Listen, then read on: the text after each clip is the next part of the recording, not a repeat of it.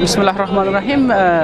Bilişiniz yani Afganistan'da milli hükümet rehberliğinin başlığında şu sonlarda sulhu feragatçılık uğurda asasi işler gidip oturuyor.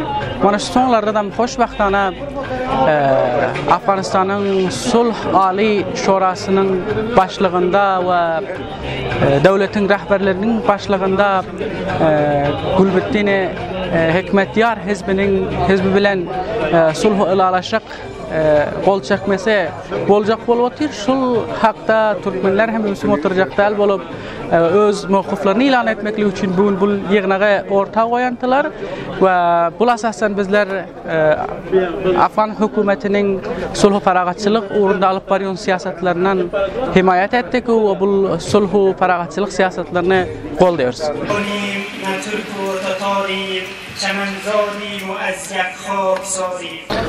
Bugün Kabul şehrinde Afganistan Türkmenlerin Şurası'nın burada oturuşu oldu çünkü Afganistan'da alıp gidip baryan işler için Afganistan'da qiyinchiliklar barasında Türkmenlerin hakkı barasında Türkmenlerin sulh taraftarlık barasında burada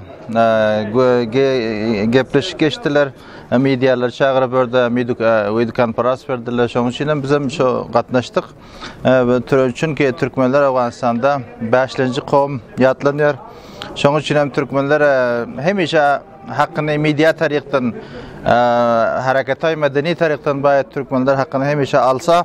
Şunun için Afganistan Türkmenleri birleşip bir bolmağını Allah Teala'dan o Türkmenlerden dileyen ki Afganistan'da gepini hemişe qiyinchiliklarni media tarihten aydıp öz hakkını almalı. Çünkü Türkmen Afganistan'da 5.